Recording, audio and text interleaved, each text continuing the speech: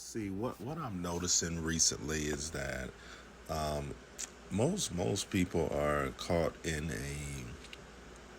a web or their own individual webs. I kind of knew it, but it's kind of I have more clarity with it now. So basically, everyone's got their own web, and as you're going along and you're like searching for truth, or you're searching for a better way of living or life in a different type of standard, you come across these people and then you find yourself listening to their plots, ploys, their whole system. And it's like everyone's trying to sell each person a system. And, it's sad to say that today the only reason that people are friends or being around each other is because they agree with the same system, or they collectively agree on this one person's system and choose to follow it and live by it. And then that's why we could say too that most of friendships, as people can say, don't last, or fall apart, because they're just based on principles of if only if you agree with what I agree, then we can be friends. If you don't, in most cases with people, you're either they're not going to talk with you, deal with you, or you're an enemy, or crazy, or you voted for this person, or you're in this belief, or you're this type of person, and you get alienated based on the fact is that I don't ascribe to this system. I'll give a few perfect examples. I was friends with a person here in California, and one of the interesting things that happened was that I was around this person, and prior to I had all this ambition and goals and things that I had set up, and then I noticed as I got around them, I started lowering things within myself. I started accepting certain things, and it went down to simple things such as the foods I was eating, the lifestyle I was living, and slowly and surely, thank goodness that I had some kind of principles installed in me, and had a mentor that was kind of seeing the change prior to being around this person to then, and told me, hey, you've got to get out of there. Because not to say it in an arrogant way, but I had initially started getting indoctrinated into this person's program, which wasn't mine. My program was of unlimited thinking, of I can do anything, of there are no limitations, of what I think I shall have, and I'm willing to work towards it, and I'm willing to fail towards it. And this person's program was, well, this is life, and that's how things are. So they were just kind of as they say, as like blowing in the wind and just dealing with things as they come up.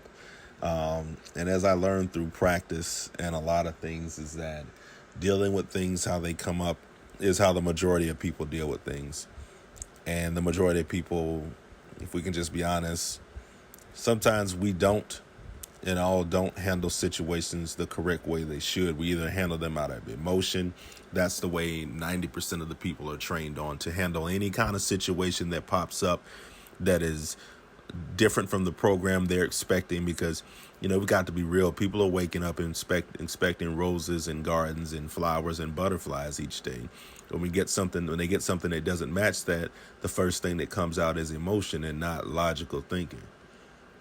So this person was like, this is the way, oh, this happened today, this is the way life is. Oh, that happened today, this is the way life is. Hey, I guess that's the way it is.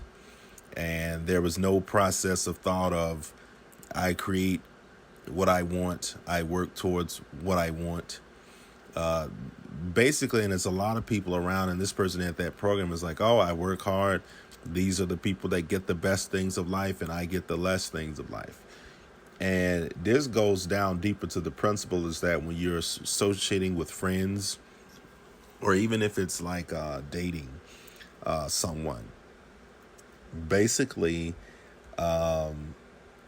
you have to really look into they say, to look beyond other things, but you really need to look into that person's mindset, because slowly but surely this person had me eating crazy, living crazy.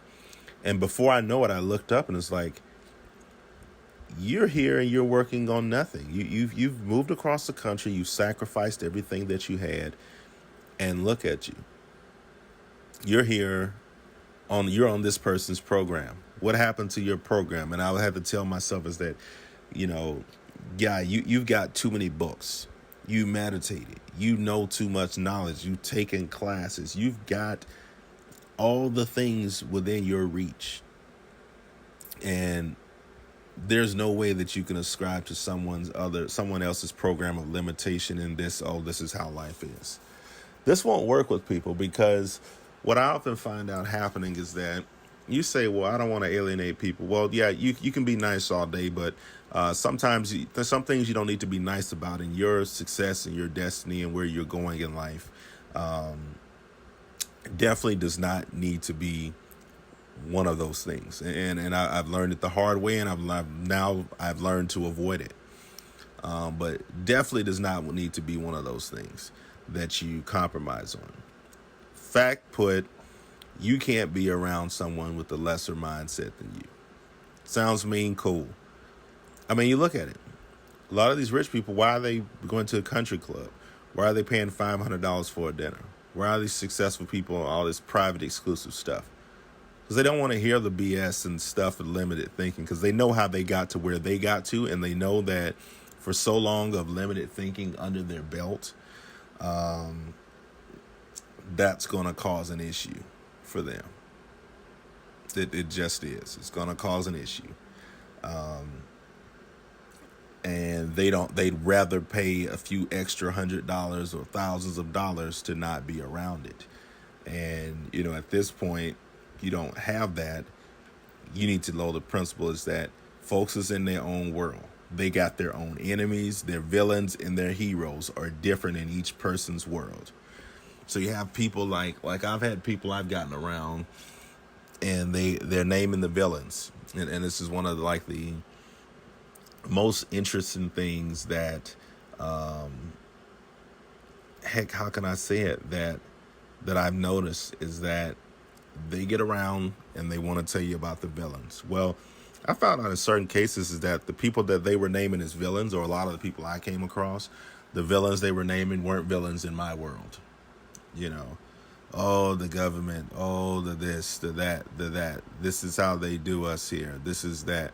This is how they do that. This is what happens to us. And it's there's a lot of screwed up stuff going on.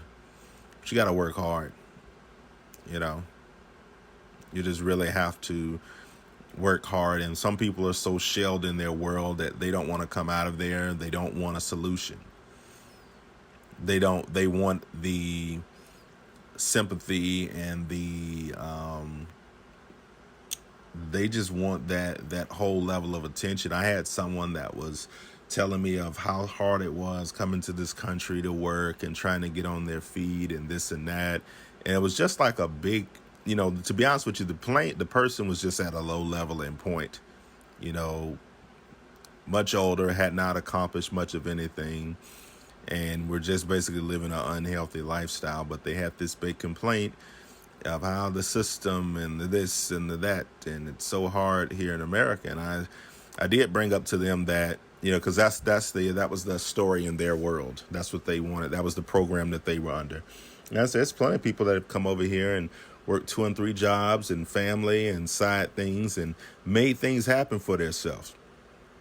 They didn't want to hear that, because that didn't fit into the program. Their program exists where I'm here, it's so rough for me, make it in this country, and this is the scapegoat or scapegoat I can use for me just not wanting to work hard and legitimize myself and my income and make smart decisions. So the easy excuse is it's hard in this country because I don't want to go and get 2 or 3 jobs. I don't want to start a business and have a job. I don't want to work, maybe have a 50, 60-hour work week. I don't want to do those things. So I can blame it on the government. They're not doing this fast enough. it costs so much for me to do this. And they did not want to hear the fact. They got mad. Actually, that conversation ended in a slight argument almost starting because, I told them, it's like, you're speaking the same things. No solution is happening. And this person, and two, is like, this person was sitting around pegging on this one thing to go correct for them.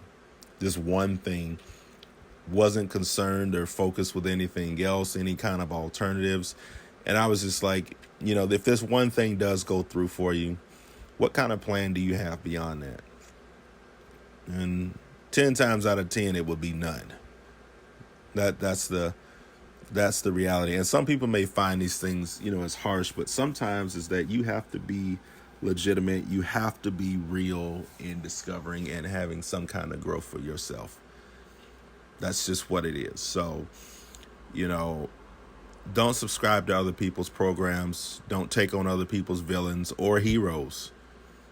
Because you got some people out here that find, I'm not discrediting anyone that does any sex work or anything, but you got some people looking up to OnlyFans porn stars.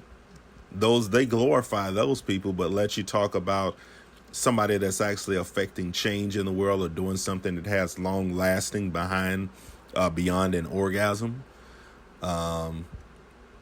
creating value. There's no interest, or that person's crazy. But they sit and they'll glorify someone that's, let's just say, they'll glorify someone. So, and if that's your hero, fine. If those are your heroes, fine. You found a tribe. But I'm saying is that evaluate your heroes and your villains when people try to pull you into the world, because next thing you know, you being created another reality that wasn't even a part of your reality. Maybe you were going to get the job. Maybe you were going to go through and that business was going to be